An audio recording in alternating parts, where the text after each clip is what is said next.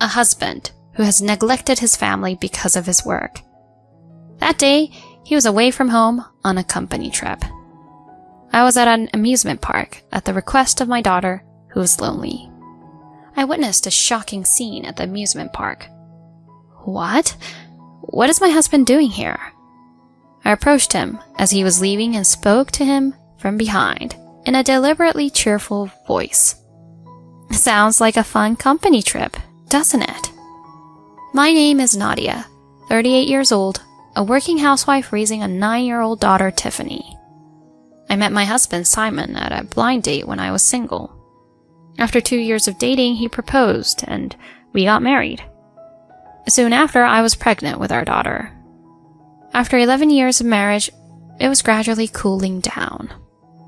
Simon had recently received a promotion at his company, and his days were quite busy.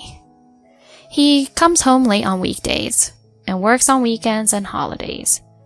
Sometimes he even stays overnight at the office. Even when he is home sometimes, he spends the entire time staring at his computer or cell phone. Conversations between us gradually declined, and our daughter, Tiffany, began to act distant from her father. If this situation continued, our family would fall apart. With this sense of crisis, I complained to Simon when he came home late. Hey, can't you stay home a little longer? I want you to spend more time with Tiffany. My husband's expression turned to annoyance. I told you I'm busy with work, didn't I? But I'm sure Tiffany misses you too. You're her father, aren't you? Why don't you take care of Tiffany? Don't give me any more trouble.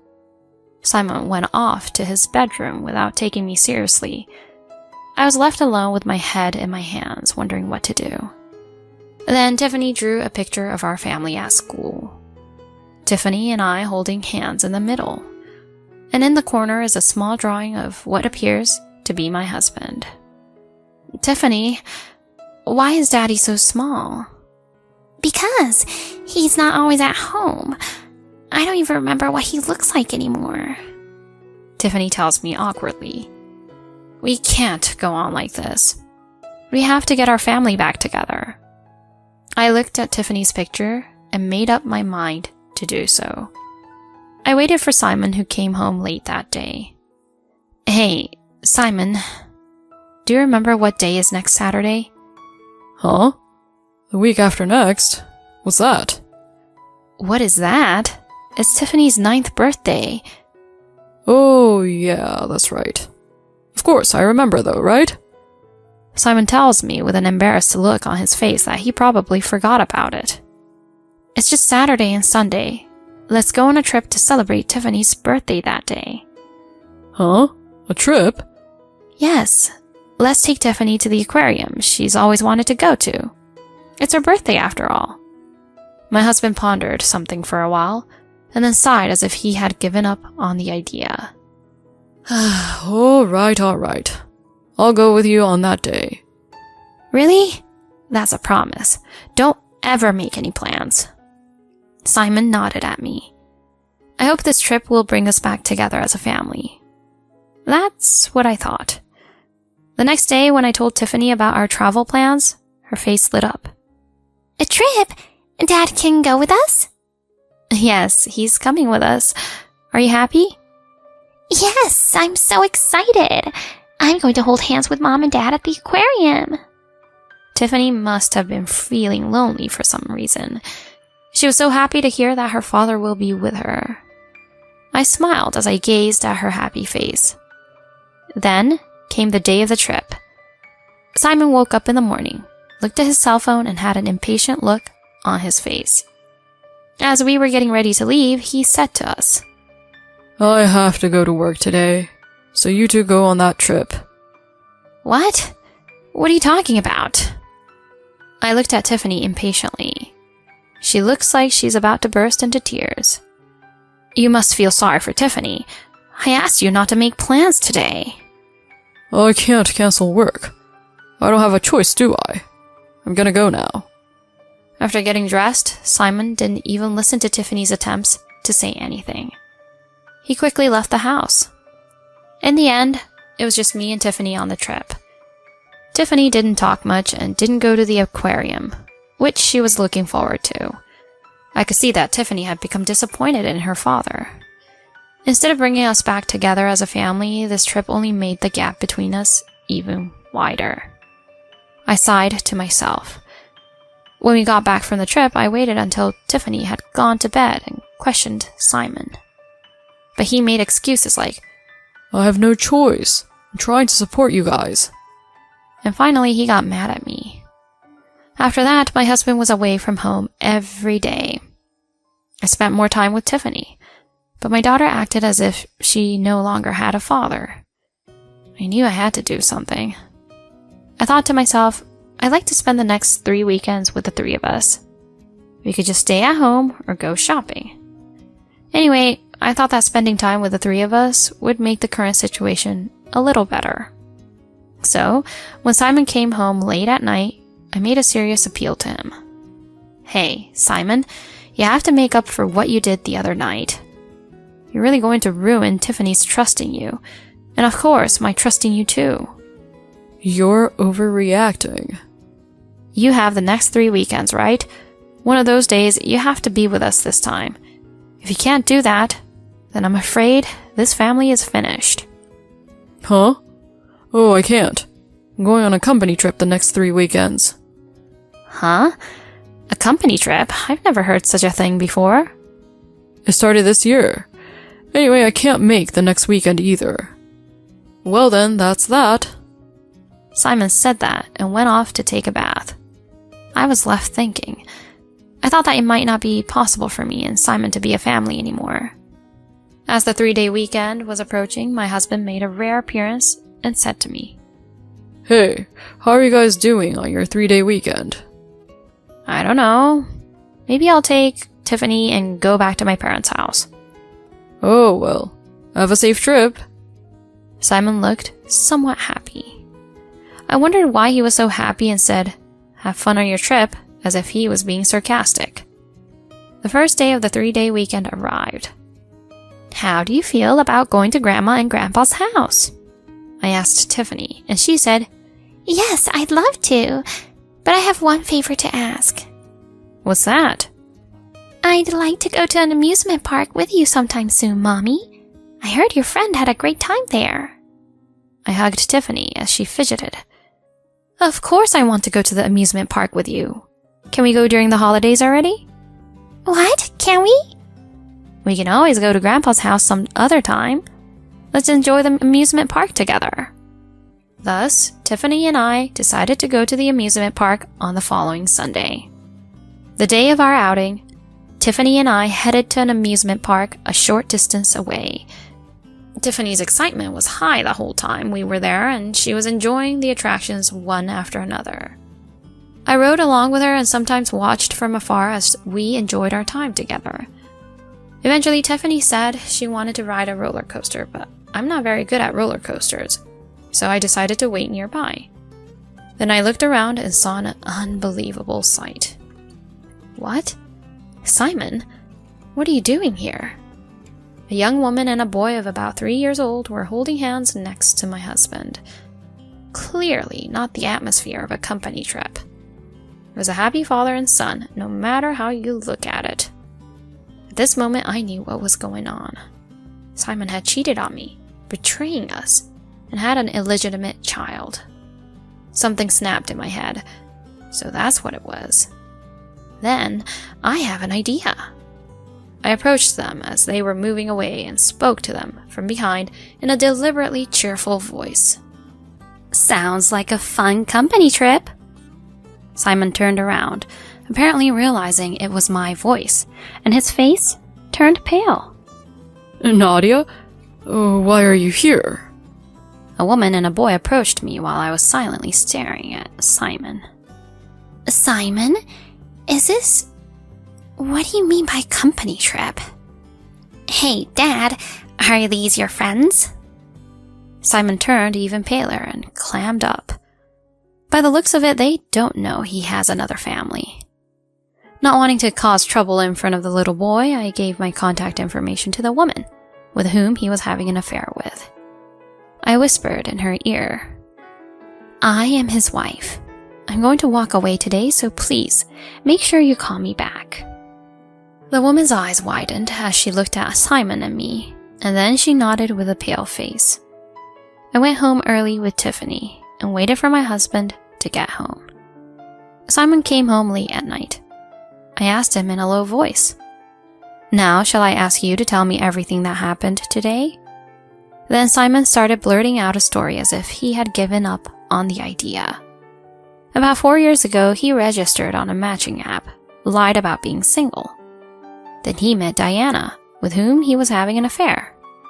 A short time after they started dating, Diana became pregnant and wanted to have the baby. He took advantage of the fact that Diana was estranged from her parents. He lied to Diana that he could not marry her because he had debts. He started to live a double life as he was married to her. When I found out everything, I was so shocked that I couldn't speak for a while. "How could you betray us? How will you pay for this?" I glared at him and he shuddered and apologized. "Oh, that woman is just a game. I only love you and Tiffany. I'm going to settle up the relationship. Just give me some time." Simon looked at me for a while and I muttered to myself, "Well, okay." "You forgive me? Thank you, Nadia." Simon's eyes lit up and I smiled at him. "Yes, why don't you go take a bath for now?" "Okay, I will. Nadia, thank you so much." Simon heads for the bathroom. I watched him and made a phone call. Eventually, my husband came out of the bath in a good mood and his face turned pale again. He was pale again because he saw me and Diana, the woman he was having an affair with, standing side by side at the same time. "Diana, what are you doing here? Nadia, what in the world is going on?" I replied with a smirk. "Before you came back, I got a call from Diana. She wanted the three of us to have a discussion." Here's what Diana and I had discussed beforehand. She was shocked to find out that Simon had a family. Although it was her fault for even having a child, she didn't know how to apologize. Simon says he wants to divorce me and be with her, but she's going to step aside. She wanted to make amends from now on. As Diana tearfully pleaded, I thought to myself, she's also a victim of Simon's deception. So together we came up with a plan to give Simon a good beating. "Simon, I just heard from your wife that you told her you were only staying with me for fun. That's the opposite of what you said to me." Diana questioned him, but he just shrugged and moped. I sighed heavily. He was just going to say whatever was convenient for both of us anyway. And you were just going to keep the relationship going. I know all about it. "Well, that's..." "Why don't you say something?" I yelled at him, and Simon answered in a voice that sounded as if he was about to cry. "Because I really love you both. I don't want to let go of either of you." Huh, what a convenient thing to say. Simon's body trembled. "Can't we just stay in our current relationship? We can all live together, you know? Then everyone would be happy, right?" I was too dumbfounded to say anything, but Diana started talking. "Simon, I asked your wife where you really work. AB Systems, you said? You've been lying to me about it all along, haven't you?" Diana, that's..." Simon was about to make an excuse, but she stopped him right away. "You know Pine Industries, right?" That's one of our major clients. But what does that have to do with anything right now?" Simon looked puzzled, but Diana continued indifferently. "I knew it. AB Systems is the company name my father told me about." "Your father?" "Yeah, when I said I'm estranged from my parents, and I did mean it, they love me too much and they're overprotective, so I ran away from them. My father is the president of Pine Industries." "What? President?" I just called him for the first time in years. I told him that a married man named Simon Brown from AB Systems had tricked me into having a baby. He was furious. "Huh?" Simon was getting paler and paler, and he suddenly started to panic. But Diana continued without hesitation. My father told Whitmore Builders what happened, and they're going to stop doing business with AB Systems. By the end of the week, your company will be in an uproar. Hey, if that happens, I'll lose my job. I don't give a damn about that. I'm leaving you, but I'm still going to get my child support payments, so get ready. Diana yelled at Simon, startling him. What? Diana, are you breaking up with me? What's the matter with you now? You tricked me into having an affair with you. There's no way I'm going to continue our relationship. Don't you dare make fun of me. Diana silenced him, and Simon turned to me. Nadia, Diana's side has been cleared up, so Tiffany and us can go back to our original happy family. That's better, isn't it? Simon was coming closer and closer to me, but I shoved him away as hard as I could. You've got to be kidding me. Nadia! I'm divorcing a man like you. I'm getting custody. I'm demanding alimony and child support too, so make sure you pay up. Hey, you're leaving me too? Simon's eyes widened, but I glared at him and yelled, You keep betraying me and Tiffany and even using Diana. I don't ever want to see your scum face again. Pay what you owe and get the hell out of here. Diana and I looked down at Simon with our arms crossed. I made him get out of the house after he had gotten completely weak. After that, my divorce from Simon was finalized. He cried that he couldn't pay me alimony. I threatened to take him to court, and he immediately transferred the money to me.